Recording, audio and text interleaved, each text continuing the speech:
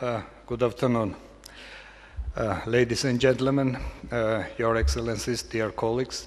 First of all, let me start by thanking organizers, Jordan, you personally, your Sofia Security Forum and Bulgarian Academy of Science and other organizers for putting this event together and for inviting me and giving an opportunity to present Georgian view on the subject of Black Sea, its security and development.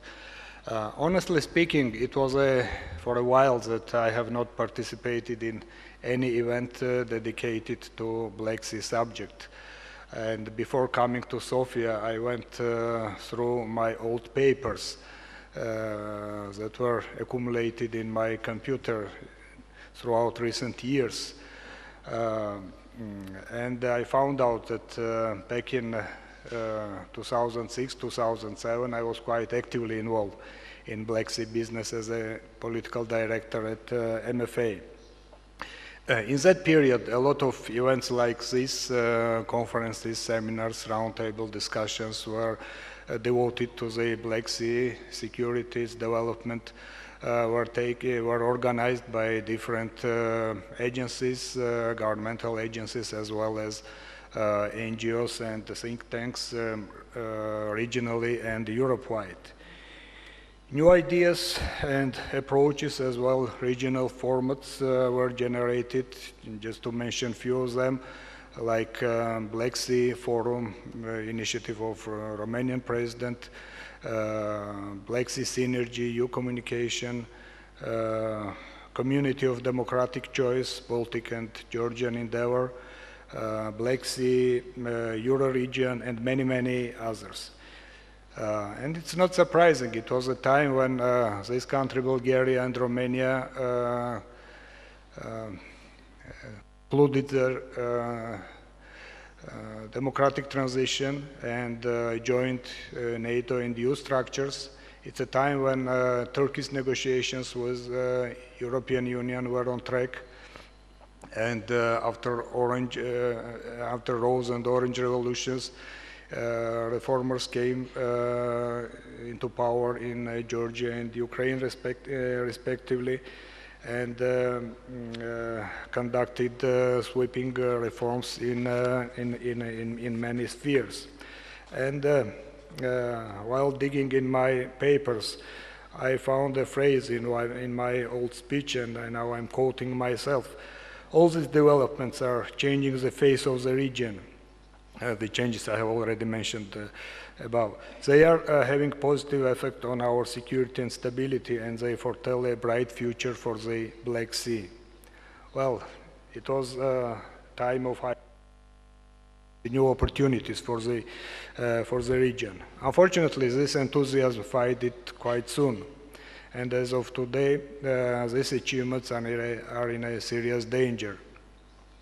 Against this background of dramatic and dangerous developments that are evolving in our part of the world. In 2008, Georgia was invaded by Russia, and subsequently it occupied almost 20% of our territory.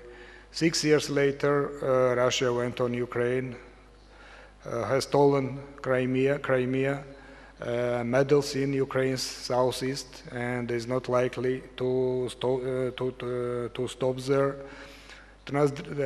Moldova's Transnistrian region, Transnistrian conflict is effectively frozen and is used by Russia as a bargaining chip against Europe-oriented Moldova. The stability of the Black Sea region is jeopardized again. And the future of democracy and peaceful development of our part of the world is under threat, with a possible spillover on a larger Europe. As it was already mentioned by our Ukrainian colleague, Russia continues to neglect the international law and international legal norms, and eroding the very principle on which modern security architecture is built upon.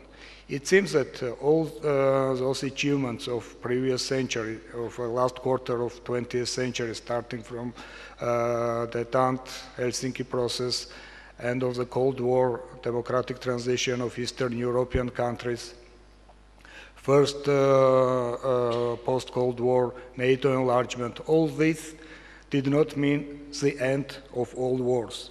In fact, 21st century started exactly like previous one, with wars and conflicts. But if in 20th century the ground zero was Balkans, now the main stage of instability is the Black Sea area.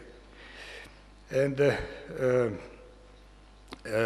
as the security of Balkans was decisive for the European security, likewise, stability and security in Black Sea region is essential for stability and security of Europe. It's clear that the European security system cannot be considered complete without our region as an integral part of it.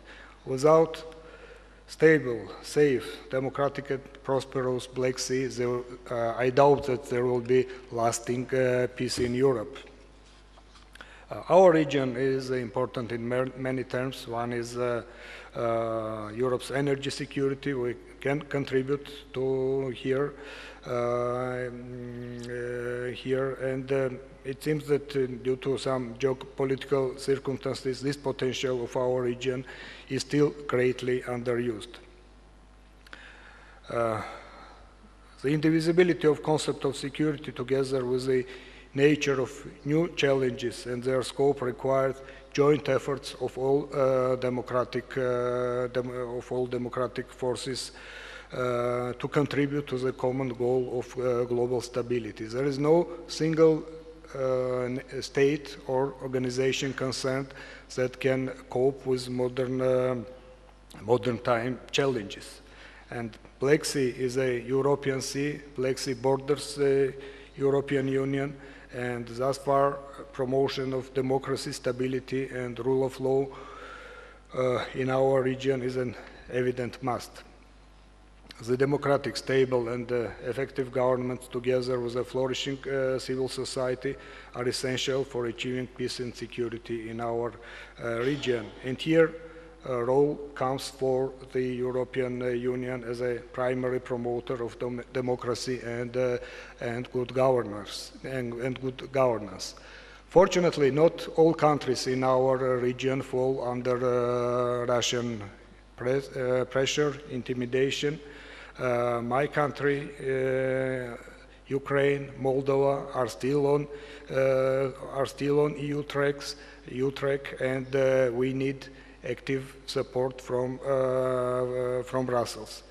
The principal interest of both EU and countries in the region lies in ensuring that whatever was achieved, these democratic achievements in our countries and region are become irreversible, and our states become more viable, strong and secure. And here time matters. EU should act decisively.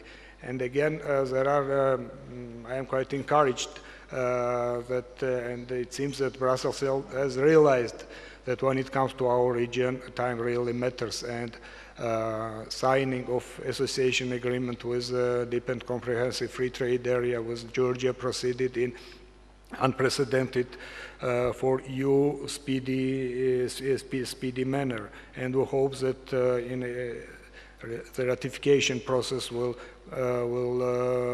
follow in a same pace, and we are thankful for Bulgaria that has already ratified this agreement, and we call upon other European partners to do it as soon as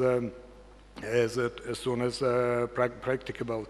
The latest when we want to have this association agreement and DCFTA fully operational is Riga summit, but maybe even another priority for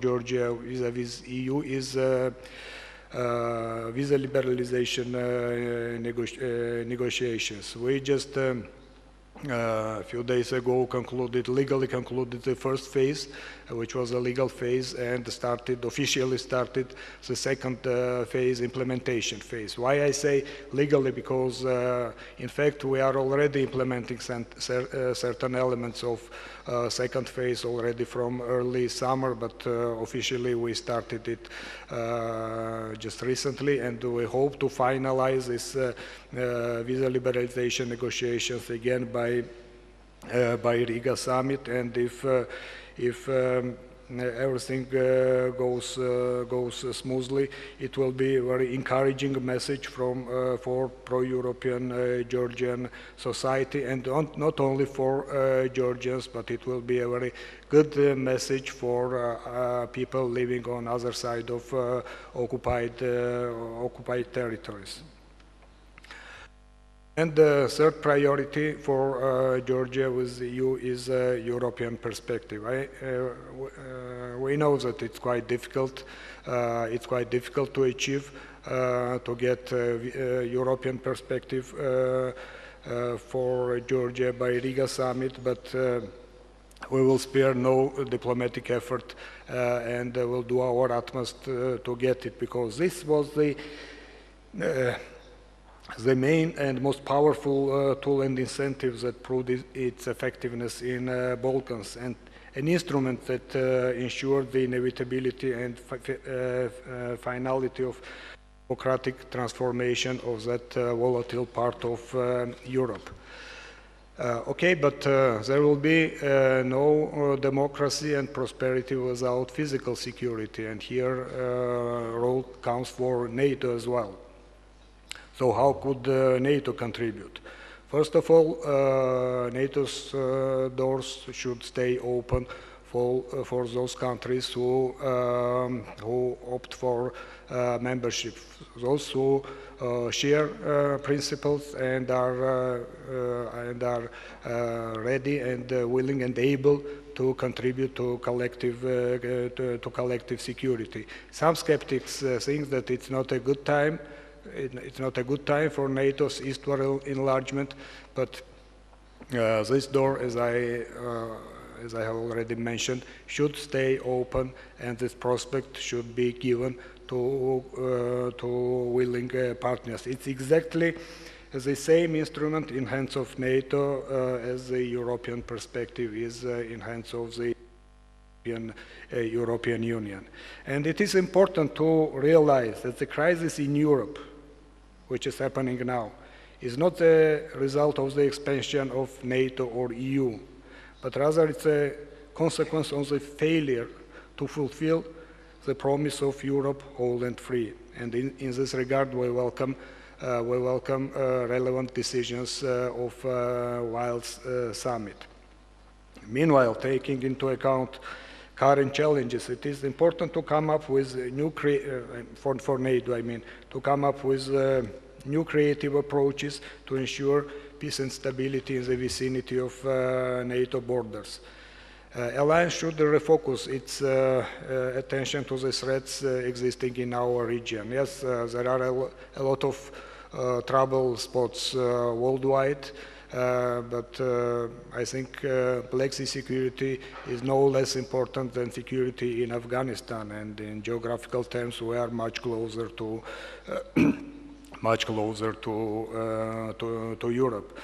And probably it is time as well for NATO to start thinking beyond the Article 5 paradigm as well.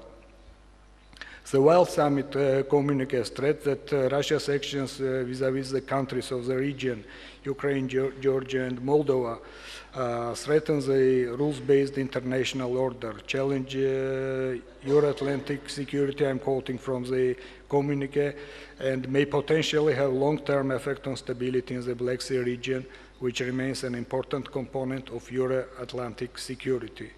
The same communique also underlined that Russia's current actions are contrary to the principles of international law and established confidence-building mechanisms in the Black Sea, which were built in the last 2 decades. So we welcome again this commitment expressed in this communique, and continue to support any regional efforts by Black Sea, littoral, or a wider Black Sea region countries and aimed at ensuring security and stability.